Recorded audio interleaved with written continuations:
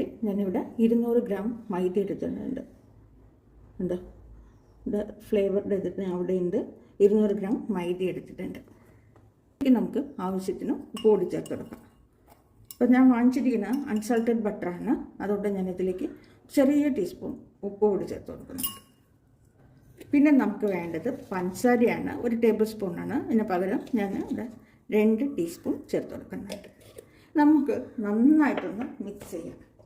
നോമ്പായതുകൊണ്ട് തൊണ്ടയ്ക്കൊരു പ്രശ്നമുണ്ട് കേട്ടോ, സൗണ്ടൊക്കെ കുറച്ചൊരു മാതിരിയാണ്. ഇനി നമുക്ക് വേണ്ടത് ബട്ടറാണ്. ഞാനിവിടെ എടുത്തിരിക്കുന്നത് മിൽക്കി മിസ്റ്റിൻ്റെ ബട്ടറാണ്.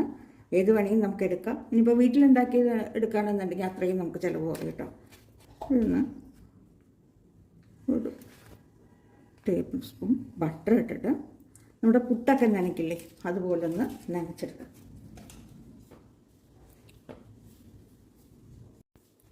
എല്ലാവിടെയും ഈ ബട്ടർ നല്ലപോലെ സ്പ്രെഡായിട്ട് വരുമ്പോൾ നമുക്ക് തണുത്ത വെള്ളം കുറേശ്ശായിട്ട് കുഴച്ചെടുക്കാം.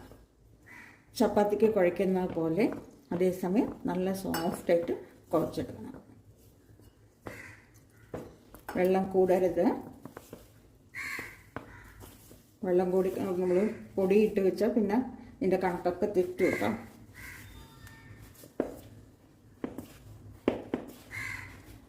അപ്പോൾ ബാക്കിയുള്ള ബട്ടർ ഞാൻ ഫ്രിഡ്ജിലെടുത്ത് വെക്കുന്നുണ്ട്. ഇനി നമുക്ക് ഉപയോഗിക്കാൻ നല്ല തണുത്ത ബട്ടറാണ് വേണ്ടത്, അത് പ്രത്യേകിച്ച് ശ്രദ്ധിക്കുക.